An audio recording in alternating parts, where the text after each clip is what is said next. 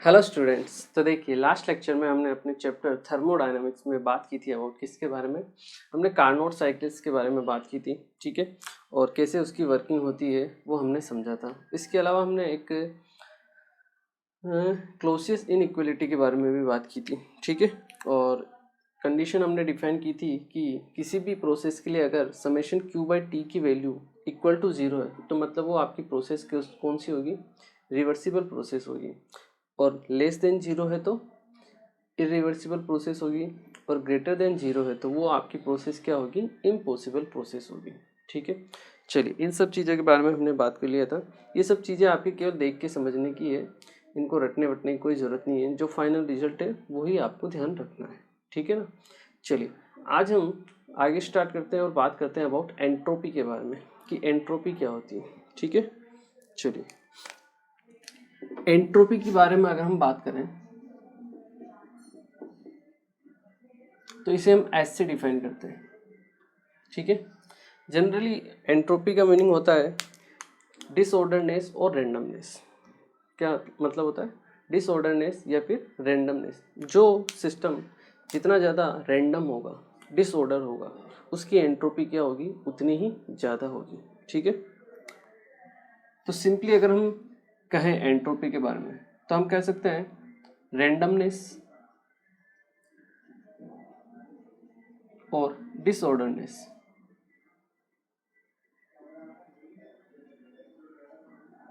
इसी को क्या बोला जाता है, एंट्रोपी। मतलब जो सिस्टम जितना ज़्यादा रैंडम होगा, जितना ज़्यादा डिसऑर्डर्ड होगा, उसकी एंट्रोपी क्या होगी, उतनी ही ज़्यादा होगी, ठीक है। हम कह सकते हैं कि द मेजर ऑफ एंट्रोपी होता क्या है, this is the measure of degree of randomness, degree of randomness और डिसऑर्डरनेस, ठीक है। The measure of degree of randomness और डिसऑर्डरनेस, इसी को हम क्या बोलते हैं, एंट्रोपी बोलते हैं, ठीक है। तो जितना ज़्यादा रैंडम होता जाएगा उतनी ही उसकी एंट्रोपी भी क्या होती जाएगी, इंक्रीज होती जाएगी किसी भी सिस्टम के लिए, ठीक है। So the measure of degree of randomness और disorderness of a system,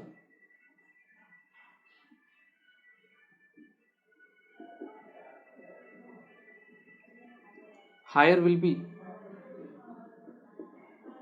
the randomness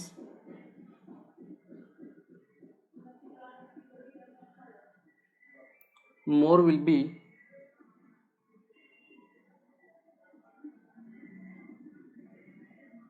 entropy, ठीक है। तो जितनी ज़्यादा रैंडमनेस होगी, जितना ज़्यादा आपका सिस्टम डिसऑर्डर रहेगा, उसकी एंट्रोपी उतनी ही ज़्यादा होगी, ठीक है। जैसे अगर हम कंपेयर करें सॉलिड, लिक्विड और गैस में, किसमें, सॉलिड,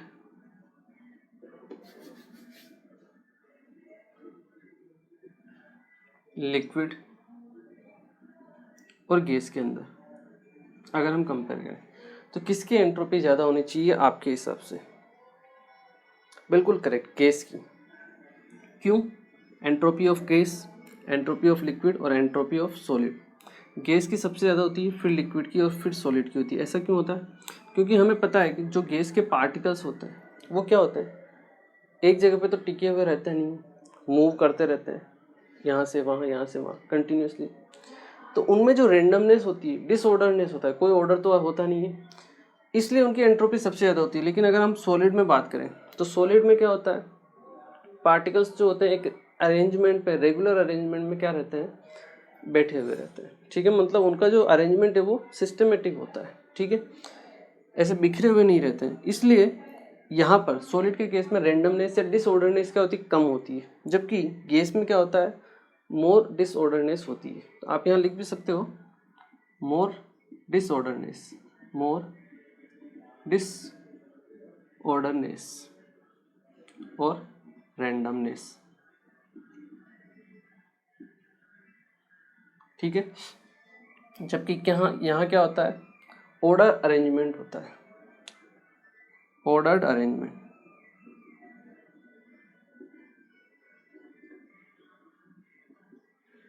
रैंडमनेस कम होती है और लेस रैंडमनेस, इसलिए जो सॉलिड है उसकी जो एंट्रोपी होती है वो क्या होती है, कम होती है। ठीक है, अब सॉलिड में भी आपके दो टाइप के सॉलिड होते हैं, एक होते हैं क्रिस्टलाइन सॉलिड और एक होते हैं आपके एमोर्फस सॉलिड। ठीक है, ये क्लास 12 में हम पढ़ते हैं सॉलिड स्टेट चैप्टर के अंदर। ठीक है, दो टाइप के आपके सॉलिड्स होते हैं। अगर हम सॉलिड्स के बारे में बात करें, एक होते हैं आपके पास क्रिस्टलाइन सॉलिड और एक होते हैं आपके पास amorphous solid.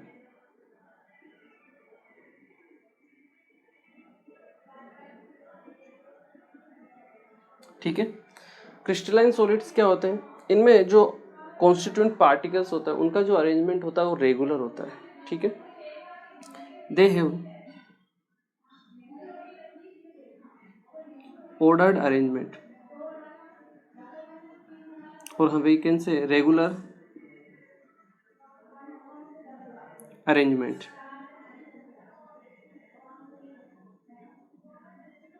Of constituent particles.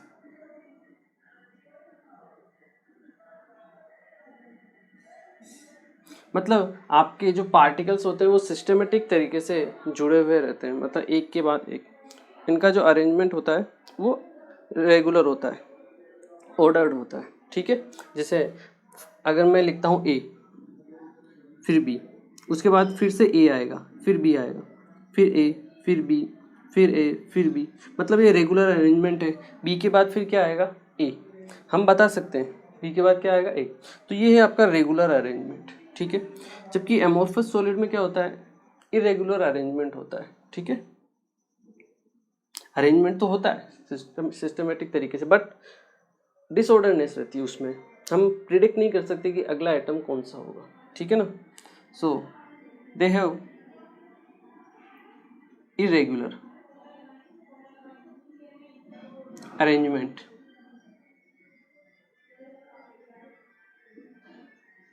of constituent particles।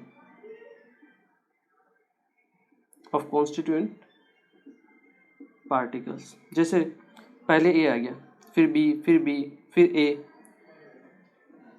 फिर बी, फिर बी, फिर बी, फिर ए, फिर बी, फिर ए, फिर ए, फिर बी, फिर ए। अब आगे कौन सा आएगा मुझे नहीं पता, क्योंकि अरेंजमेंट कैसा है, इरेगुलर है। ए है, फिर थ्री बी बी आ गया, फिर ए, फिर बी बी बी आ गया, फिर ए, फिर बी, फिर ए बी ए। अब आगे क्या आएगा, ए आ सकता है, बी भी आ सकता है, कुछ भी आ सकता है। तो ये जो होता है ये इरेगुलर अरेंजमेंट होता है। ठीक है, अब अगर हम बात करें क्रिस्टलाइन सॉलिड और अमोर्फस सॉलिड में आपके एंट्रोपी की, तो आप मुझे बता सकते हो कि किस में एंट्रोपी की वैल्यू ज़्यादा होगी। देखिए यहाँ पे रेंडमनेस क्या है, ज़्यादा है, डिसऑर्डरनेस ज़्यादा है। यहाँ पे रेंडमनेस या डिसऑर्डरनेस कम है, तो इसकी एंट्रोपी कम होगी और इसकी एंट्रोपी क्या होगी, ज़्यादा होगी। तो अगर हम बात करें एंट्रोपी की, तो entropy of crystalline will be less than entropy of amorphous।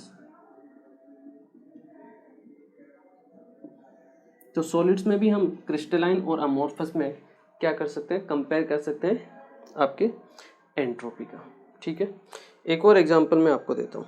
देखिए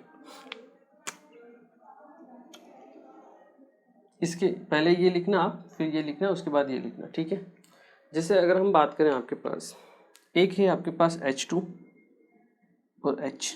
ठीक है, इन दोनों में से मैं पूछता हूँ आपको कि किसकी एंट्रोपी ज़्यादा होगी। ठीक है, तो देखिए अगर हम बात करें, एक तो मैंने H2 लिखा और एक मैंने क्या लिखा, H लिखा, या फिर इससे पहले कुछ और एग्जांपल मैं देता हूँ।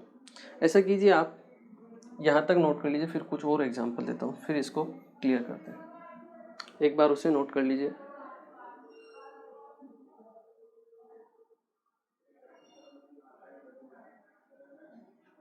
क्लियर है, चलिए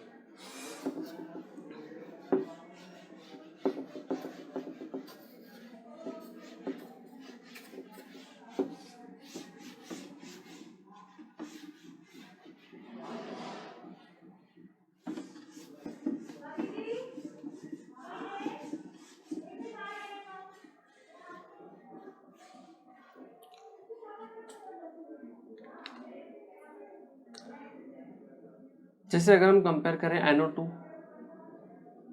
N2O4, SO2, SO3, CH4, C2H6 में, ठीक है। यहाँ अगर हम कंपेयर करें NO2 और N2O4 में कि किस में एंट्रोपी ज़्यादा होगी, तो देखिए सिंपल सी बात है। आपको मैं एक एग्जांपल देता हूँ, आपको उससे समझ में आ जाएगा कि एक रूम है, ठीक है, जिसमें आपके पास 2 मेंबर रहते हैं। कितने मेंबर? 2 मेंबर रहते हैं। और एक रूम है जिसमें आपके पास 10 मेंबर रहते हैं। कितने? 10 मेंबर। अब आप बताइए कहाँ पर रैंडमनेस ज़्यादा होगी या डिसऑर्डरनेस ज़्यादा होगा? बिल्कुल सही, जहाँ पर 10 व्यक्ति रहेंगे, ठीक है, 10 मेंबर जहाँ पर रहेंगे वहाँ पर क्या होगी? रैंडमनेस ज़्यादा होगी, मतलब एंट्रोपी क्या होगी? ज़्यादा होगी। बस सिंपल यही चीज़ें जो आपको ध्यान रखना है कि एक मॉलिक्यूल में जितने ज़्यादा नंबर ऑफ एटम्स होंगे उसकी एंट्रोपी या रैंडमनेस क्या होती जाएगी? बढ़ती जाएगी, ठीक है, डिसऑर्डरनेस बढ़ता जाएगा।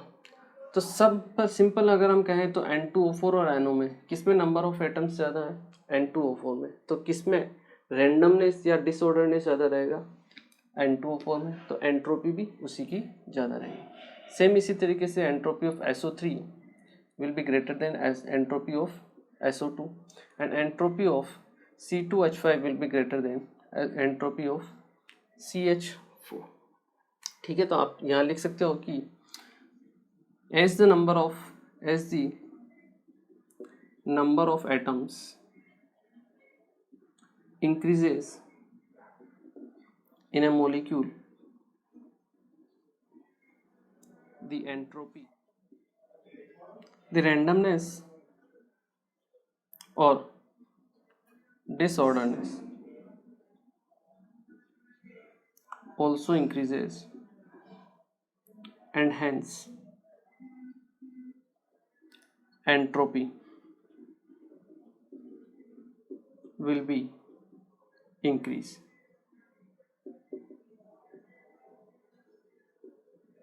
ठीक है। अब जैसे मैं आपको पूछता हूँ H2 और H, इसमें किसमें एंट्रोपी ज़्यादा रहेगी? देखिए मान लीजिए ये भी 1 मोल है और ये भी क्या है? 1 मोल है, ठीक है। ये H2 मॉलिक्यूल है, ये H एक एटम है, ठीक है। अगर आपको इस तरीके से दिया जाए, एक तो H2 मॉलिक्यूल और एक H मॉलिक्यूल, तो सिंपल सी बात है इसमें नंबर ऑफ एटम्स ज़्यादा है तो एंट्रोपी H2 की ज़्यादा होगी। किससे? एंट्रोपी ऑफ H से। एक चीज़ तो ये है। दूसरी चीज़, कभी कभी ऐसा दिया जाता है जैसे H2 it converts to H, ठीक है। H2 किस में कन्वर्ट हो रही है? H में। तो जब H2 कन्वर्ट होगी मतलब H और H के बीच में बॉन्ड ब्रेक होगा तो 2 एटम बनेंगे किसके? H के। इस प्रोसेस को हम बोलते हैं एटमाइजेशन। क्या बोलते हैं? एटमाइजेशन। तो आपके पास अब एक मोल से कितने मोल बन रहे हैं? 2 मोल बन रहे हैं, ठीक है। ये चीज़ को अंतर को समझना आप। पहले यहाँ पे 1 मोल H2 मॉलिक्यूल था, यहाँ 1 मोल H एटम था, तो नंबर ऑफ एटम ज़्यादा था तो H2 की क्या थी? एंट्रोपी ज़्यादा थी, ठीक है। लेकिन यहाँ पे देखिए 1 मोल H2 ब्रेक होके कितने मोल में कन्वर्ट हो रहा है? 2 मोल में। तो नंबर ऑफ एटम्स भी क्या होते जा रहे हैं? इंक्रीज होते जा रहे हैं, ठीक है। 1 मोल पहले थे, अभी कितने हैं? 2 मोल। अब अगर नंबर ऑफ एटम्स आपके इंक्रीज होते जाएंगे तो रैंडमनेस और डिसऑर्डरनेस भी क्या होगी? इंक्रीज होगी। तो हम कह सकते हैं कि entropy of H2 will be less than entropy of H, ठीक है। ये ध्यान रखना है आपको कि क्वेश्चन में कैसे पूछा जाए, ये सिंपल अलग अलग पूछा जाए या रिएक्शन देके पूछा जाए। अगर इस टाइप से रिएक्शन देख रही है तो आपको मोल से डील करनी पड़ेगी कि हाँ भाई पहले इतने मोल थे बाद में इतने मोल बने, ठीक है। हो सकता है 1 रिएक्टेंट हो सकता है 2 रिएक्टेंट हो सकता है 3 रिएक्टेंट हो सकता है प्रोडक्ट 1 हो 2 हो 3 हो। तो आपको क्या करना है? टोटल इस तरफ वाले मोल काउंट कर लो, टोटल उस तरफ वाले मोल काउंट कर लो। देख लो, कम से अगर ज़्यादा की तरफ बन रहे हैं मतलब आपके एटम बढ़ रहे हैं, मतलब मोर रेंडमनेस होगी, एंट्रोपी बढ़ेगी। ठीक है, तो यहाँ एंट्रोपी क्या होगी, ज़्यादा होगी। और इसको कभी कभी ऐसे भी देखा जाता है कि delta S will be positive. Delta S क्या है, पॉजिटिव, मतलब एंट्रोपी क्या हो रही है, बढ़ रही है, तो डेल्टा एस पॉजिटिव। एंट्रोपी कम होती है तो डेल्टा एस नेगेटिव हो जाएगा। क्लियर है? चलिए, तो इसको नोट कीजिए, फिर मैं आपको कुछ एग्जाम्पल करवाता हूँ ताकि आपकी थोड़ी प्रैक्टिस हो इसके ऊपर। यहाँ चाहो तो आप लिख भी सकते हो कि number of particles increases, number of particles are increases, so more randomness, so randomness also increases, so entropy will also increase। ठीक है, चलिए इसे नोट कीजिए, फिर कुछ एग्जांपल करते हैं। चलिए नेक्स्ट मैं आपको कुछ एग्जांपल देता हूँ, देखिए वो आपको ट्राई करना है।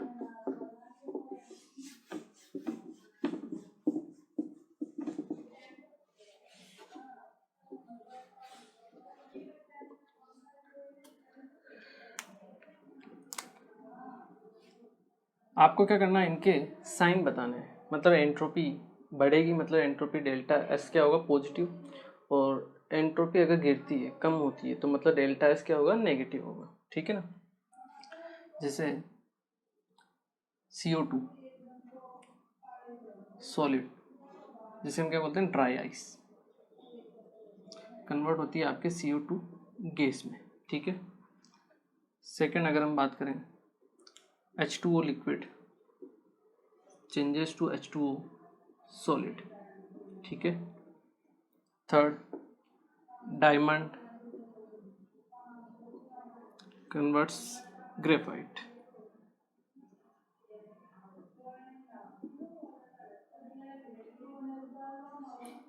NH3 gas plus HCl gas, it gives you NH4Cl solid। ठीक है, फिफ्थ आप ले लीजिए SO2 gas plus O2 gas, it gives you SO3 gas. ठीक है, तो इनके लिए आपको डेल्टा इसका साइन बताना है। वीडियो को पॉज कीजिए और जितने क्वेश्चन आपसे बन सकते हैं उतने बनाइए, फिर हम ट्राई करते हैं। ठीक है ना, चलिए तो देखिए सॉलिड कन्वर्ट हो रहा है किसमें, गैस में। रेंडमनेस कहाँ ज़्यादा होती है, यहाँ पर गैस है। सॉलिड में रेंडमनेस क्या होती है, कम होती है, मतलब आप कम रेंडमनेस से मोर रेंडमनेस की तरफ जा रहे हो। यहाँ पे क्या है आपकी लेस रैंडम, और जबकि ये क्या होगा आपका मोर रैंडम,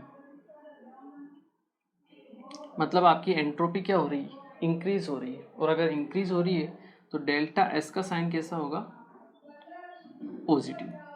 क्लियर है ना, चलिए second H2O liquid solid. Liquid और सॉलिड में मोर रैंडम कौन होता है, हमें पता है, ये होता है आपके पास मोर रैंडम, जबकि ये सॉलिड है, सॉलिड होता है आपके पास लेस रैंडम। तो अब देखिए रेंडमनेस क्या हो रही है, कम हो रही है, तो डेफिनेटली आपकी एंट्रोपी भी क्या होगी, कम होगी, तो डेल्टा एस होगा आपका नेगेटिव। ठीक है, यहाँ हम बात करते हैं डायमंड और ग्रेफाइट दोनों ही सॉलिड ही होते हैं। अब यहाँ पे और दोनों ही क्रिस्टलाइन होते हैं। अब यहाँ पे हमें थोड़ा देखना पड़ेगा, डायमंड का जो स्ट्रक्चर होता है वो होता है आपका टेट्राहेड्रल टाइप का स्ट्रक्चर होता है। डायमंड में क्या होता है, एक कार्बन टेट्राहेड्रली क्या होता है, इस तरह से अरेंज होता है, फिर यहाँ से दूसरा कार्बन, इस टाइप की चेंज होती है, चेन कंटिन्यूसली होती है। बहुत ही ज़्यादा कॉम्पैक्ट स्ट्रक्चर होता है इसका। ठीक है, जबकि यहाँ अगर हम ग्रेफाइट की बात करें तो उसकी लेयर्ड स्ट्रक्चर होती है, ये इस टाइप की लेयर होगी, फिर उसके ऊपर आपकी एक और लेयर होगी, और वो आपस में क्या रहेंगे, अटैच रहेंगे। तो लेयर स्ट्रक्चर होती है ग्रेफाइट में, जबकि डायमंड में देखा जाए तो आपकी बहुत ज़्यादा कॉम्पैक्ट और ऑर्डर्ड स्ट्रक्चर होती है। ठीक है, तो डायमंड और ग्रेफाइट में अगर हम बात करेंगे तो कहाँ पर ऑर्डरनेस ज़्यादा है? डायमंड में। This is more ordered structure, more ordered structure, जबकि ये क्या होगा आपका? लेस ऑर्डर्ड होगा। ठीक है, तो अगर आप मोर ऑर्डर से लेस ऑर्डर की तरफ जा रहे हैं मतलब आपकी एंट्रोपी क्या हो रही है? बढ़ रही है। तो डेल्टा एस क्या होगा आपका? पॉजिटिव होगा। ठीक है, डेल्टा एस क्या होगा? पॉजिटिव होगा। चलिए यहाँ अगर हम बात करें गैस केस से आप बन रहे हो सॉलिड, मतलब 2 मोल गैस से आप 1 मोल क्या बना रहे हो? सॉलिड बना रहे हो। डेफिनेटली यहाँ पर मोर रेंडमनेस है, यहाँ पे लेस रेंडमनेस है, मतलब एंट्रोपी डिक्रीज हो रही है। तो डेल्टा एस क्या होगा आपका? नेगेटिव। क्लियर है? ये लेस ऑर्डर्ड होगा जबकि ये मोर रेंडमनेस होगी इसमें।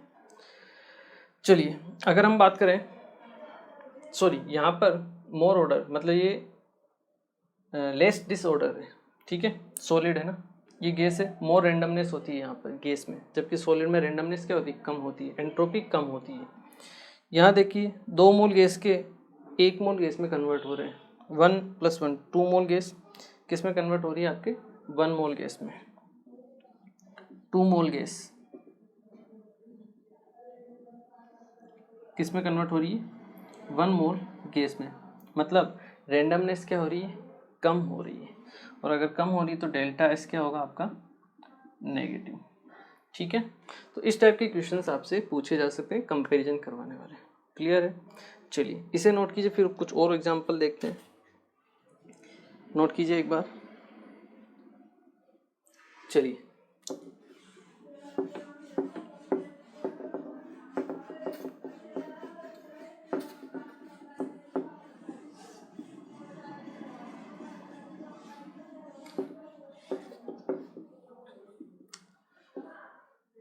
देखिए अगर हम बात करें, एक होता है रो एग। ठीक है, रो एग को जब आप बॉईल करते हो तो बन जाता है आपके पास बॉइल्ड एग। ठीक है, रो एग में होता क्या है? अंदर लिक्विड होता है। ठीक है, और जब आप उसे बॉईल करते हो तो वो लिक्विड किस में कन्वर्ट हो जाता है? सॉलिड में कन्वर्ट हो जाता है। आपका जो बॉइल्ड एग होता है वो कैसे होता है? हार्ड होता है। ठीक है, तो यहाँ पर होता है लिक्विड फेस, जबकि यहाँ पर क्या होता है आपका? Solid phase. तो जब आप रो एग को बॉईल करते हो तो लिक्विड किस में कन्वर्ट होता है? सॉलिड में कन्वर्ट होता है। लिक्विड अगर सॉलिड में कन्वर्ट हो रहा है आपके पास तो डेल्टा एस क्या होना चाहिए आपका? रेंडमनेस कम हो रही है, रेंडमनेस कम हो रही है तो डेल्टा एस क्या होना चाहिए? नेगेटिव होना चाहिए। बट ऐसा होता नहीं है। क्यों? क्योंकि देखिए हमें इन सब चीज़ों को कंपेयर करना होता है मॉलिक्यूलर लेवल पर। हम सबसे स्मॉलेस्ट लेवल पे जाके इनको क्या करते हैं? चेक करते हैं। तब हम डिफाइन करते हैं कि एंट्रोपी बढ़ रही है या कम हो रही है। ठीक है, हम भी इसको मॉलिक्यूलर लेवल पर जाकर ही क्या करेंगे? डिसाइड करेंगे। तो देखिए रो एग में अगर हम बात करें, एग में होता क्या है? बेसिकली एग में होता है आपके पास प्रोटीन। ठीक है, और प्रोटीन्स में क्या होते हैं आपके? एमिनो एसिड्स होते हैं। ठीक है, क्या होते हैं? एमिनो एसिड्स, जो कि बॉन्डेड होते हैं through peptide bond. Peptide bond से क्या है? बॉन्डेड होते हैं amino acids. Amino acids which are bonded through peptide bond, peptide bonds. ठीक है, इस टाइप के आपके क्या होते हैं? पेप्टाइड बॉन्ड होते हैं जो आपस में कनेक्ट रहते हैं इस तरीके से। ठीक है, ये आपस में क्या रहते हैं? कनेक्टेड रहते हैं और प्रोटीन्स फॉर्म करते हैं। ठीक है, अब देखिए जैसे ही इसको हम क्या करेंगे? बॉईल करेंगे। क्या करेंगे? हम बॉईल करेंगे। तो बॉईल करने पर होता क्या है? इनके जो बीच के जो बॉन्ड होते हैं पेप्टाइड बॉन्ड, ये क्या हो जाते हैं? ब्रेक हो जाते हैं। ये सब क्या है? आपके पेप्टाइड बॉन्ड है ये। पेप्टाइड बॉन्ड, ठीक है। तो जैसे हम इसको बॉईल करते हैं तो इनके बीच के जो पेप्टाइड बॉन्ड है वो क्या हो जाते हैं, ब्रेक हो जाते हैं, और ये आपकी जो चेन है वो क्या हो जाती है, फ्री हो जाती है। मतलब इस तरीके से ये सब एमिनो एसिड्स आपके अब फ्री हो चुके हैं। क्लियर। पहले एक पेप्टाइड जो आपका एक एमिनो एसिड था, मान लीजिए 10 पेप्टाइड बॉन्ड के थ्रू बॉन्डेड था, लेकिन जैसे ही आपने उसको हीट किया, बॉईल किया, वो 10 पेप्टाइड बॉन्ड है आपके ब्रेक हो गए और आपके पास 10 नए एमिनो एसिड फॉर्म हो गए, ठीक है। ये उसी तरीके से है जैसे आपने H2 को हीट किया था तो वो किस में कन्वर्ट हुआ था, HH के बीच में बॉन्ड ब्रेक हुआ था और दो मोल किसके बन गए थे, H के बन गए थे। तो रेंडमनेस क्या हो गई, बढ़ गई थी, और डेल्टा एस पी क्या हो गया था, एंट्रोपी बढ़ गई थी। सेम उसी तरीके से यहाँ पर भी आप देखोगे तो पेप्टाइड बॉन्ड जैसे ही ब्रेक होंगे आपके जो एमिनो एसिड्स है वो क्या हो गए, फ्री हो गए, और अगर फ्री हो गए तो आपकी एंट्रोपी क्या हो गई, बढ़ गई, ज़्यादा नंबर ऑफ मॉलिक्यूल्स आपके फॉर्म हो जाएंगे यहाँ पे, ठीक है। इसकी वजह से अगर एंट्रोपी बढ़ गई है तो डेल्टा एस का साइन क्या होगा, पॉजिटिव होगा। तो यहाँ पे ये आंसर है वो गलत है, ठीक है ना। ये चीज़ ध्यान रखनी है आपको। On boiling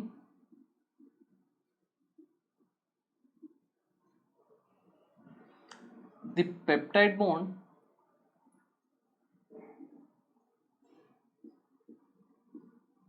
present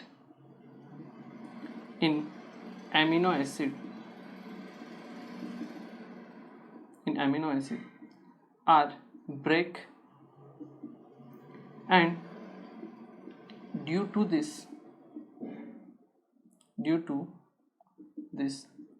the amino acids are free. Amino acids are get free, and due to this the randomness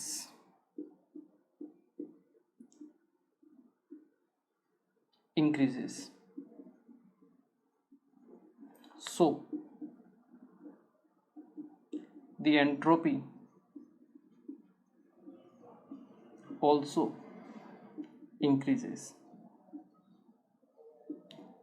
तो डेल्टा एस का साइन कैसा हो जाएगा आपका, पॉजिटिव हो जाएगा, ठीक है। तो इस टाइप के क्वेश्चंस कभी आए तो आपको ध्यान रखना है। दिखने में लगता है कि हाँ लिक्विड सॉलिड में कन्वर्ट हो रहा है तो डेल्टा एस नेगेटिव होना चाहिए, बट एक्चुअल मोलिकुलर लेवल पे देखा जाए तो डेल्टा एस क्या होता है, पॉजिटिव होता है। क्लियर है। चलिए इसे एक बार आप नोट कीजिए। चलिए कुछ और एग्जांपल देखते हैं हम।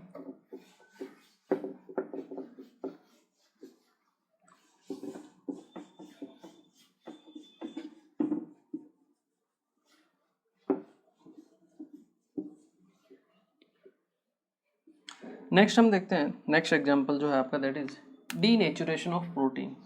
डीनेचुरेशन ऑफ प्रोटीन्स, ठीक है। अगर हम बात करें डीनेचुरेशन ऑफ प्रोटीन्स में होता क्या है, ठीक है। जो आपके पास प्रोटीन्स रहते हैं उनका अगर हम स्ट्रक्चर की बात करें तो वो कोइल स्ट्रक्चर होता है, ठीक है। और जब उनका डीनेचुरेशन करवाया जाता है सबसे पहले आपके क्या रहते हैं, कोइल स्ट्रक्चर रहता है। प्रोटीन का जो स्ट्रक्चर कैसा होता है, कोइल्ड स्ट्रक्चर होता है। इसका जब डीनेचुरेशन करवाया जाता है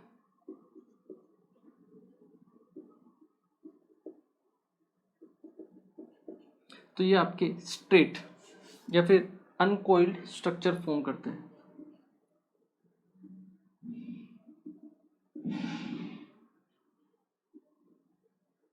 ठीक है, अनकोइल्ड स्ट्रक्चर या फिर स्ट्रेट चेन के जैसा स्ट्रक्चर या क्या करते हैं, फॉर्म करते हैं। ठीक है, कोइल्ड स्ट्रक्चर मतलब जैसे इस टाइप का आपका क्या होगा, इनका स्ट्रक्चर रहता है इस टाइप की कोइलिंग का। ठीक है, और जब इसको डीनेचुरेशन करवाया जाता है तो ये अनकोइल्ड स्ट्रक्चर में कन्वर्ट होता है, मतलब कुछ इस टाइप का ये स्ट्रक्चर फॉर्म हो जाएगा। मतलब ये जो कोइलिंग है वो क्या हो जाती है, ओपन हो जाती है। ठीक है, कोइल्ड स्ट्रक्चर से ये आपका ओपन स्ट्रक्चर बन जाता है। अब यहाँ अगर देखा जाए तो रेंडमनेस ज़्यादा कहाँ पर है, यहाँ पर है। मोर कॉम्प्लेक्स स्ट्रक्चर है ये, मोर कॉम्प्लेक्स। और मोर रैंडम। जबकि यहाँ अगर हम बात करें तो ये क्या है, लेस कॉम्प्लेक्स है, लेस कॉम्प्लेक्स और लेस रैंडम अगर हम बोल सकते हैं, ठीक है। रैंडमनेस भी क्या होती है, कम होती है, ठीक है। तो अगर हम देखें तो यहाँ से यहाँ पर एंट्रोपी में क्या हो रही है, गिरावट हो रही है, ठीक है। तो डेल्टा एस क्या होगा आपके लिए, नेगेटिव होगा, ठीक है। ये सब एग्जाम्पल्स हैं जो आपको थोड़ा ध्यान रखना है, क्लियर है ना। चलिए एक और एग्जाम्पल हम देखते हैं, इसे एक बार आप नोट कीजिए। चलिए नेक्स्ट जो एग्जाम्पल है that is stretching of rubber. अगर हम रबर को स्ट्रेच करते हैं तो क्या होगा,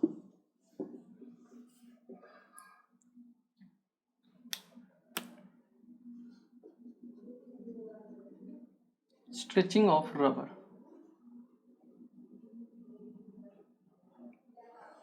देखिए अगर हम रबर को स्ट्रेच करें तो देखिए ये होता है आपके पास unstretch rubber, unstretched rubber. Rubber जो होता है वो क्या होता है, एक तरह का पॉलीमर होता है, ठीक है। कोइल स्ट्रक्चर होती है इसकी, इस टाइप की कोइल स्ट्रक्चर होती है, वन लेयर, आपस में क्या है ये कोइल रहते हैं इस तरीके से।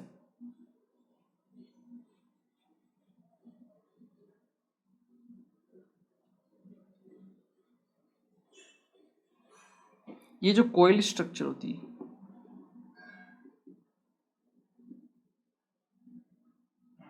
जब इसको हम स्ट्रेच करते हैं, स्ट्रेच्ड रबर,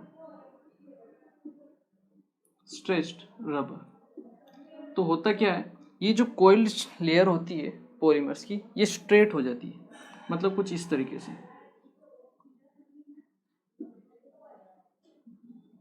ये स्ट्रेट चेन में कन्वर्ट हो जाती है।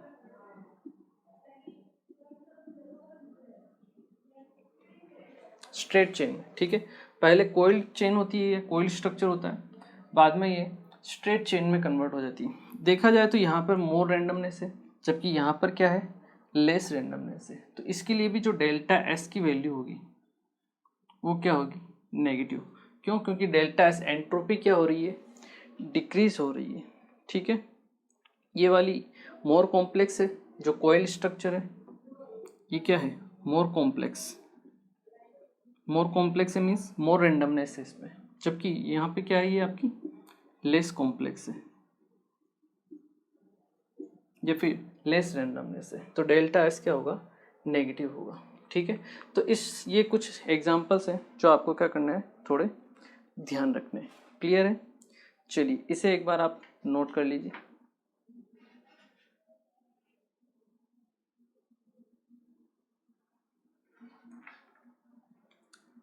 चलिए तो देखिए आज के लेक्चर में बेसिकली हमने एंट्रोपी स्टार्ट किया। मैंने आपको बताया एंट्रोपी क्या होती है, जितनी ज़्यादा रेंडमनेस होती है, डिसऑर्डरनेस होता है, एंट्रोपी उतनी ही क्या होती है, ज़्यादा होती है, बढ़ती रहती है, ठीक है।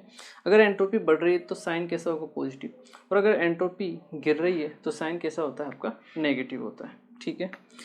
कुछ एग्जाम्पल्स मैंने आपको बताया एंट्रोपी के लिए, वो ध्यान रखने हैं आपको, ठीक है, क्योंकि डायरेक्ट एग्जाम्पल्स हैं ये अगर आते हैं आपको, आपने देखे हुए, तो आप इनको सोल्व कर सकते हो, मतलब आंसर बता सकते हो। नहीं आते हैं तो फिर इसको आपको सोचना थोड़ा मुश्किल हो जाएगा, ठीक है। बाकी नॉर्मल जो क्वेश्चंस रहते हैं, जैसे solid liquid gas, solid liquid में कन्वर्ट हो रहा है या लिक्विड गैस में कन्वर्ट हो रहा है, तो वहाँ पे हम आसानी से कंपेयर करके बता सकते हैं, ठीक है। चलिए तो आई होप आप लोगों को समझ में आया होगा। आज के लेक्चर को हम यहीं फिनिश करते हैं, मिलते हैं फिर अपने नेक्स्ट लेक्चर में, और नेक्स्ट लेक्चर में हम एंट्रोपी के मैथमेटिकल फॉर्म की बारे में बात करेंगे, ठीक है। आज तो हमने नॉर्मल जनरल डिस्कशन किया है, इसका मैथमेटिकल फॉर्म जो होता है उसके बारे में हम बात करेंगे कि क्या होता है इसका फॉर्मूला, ठीक है। तो वो हम पढ़ेंगे अपने नेक्स्ट लेक्चर में, ठीक है। Thank you very much.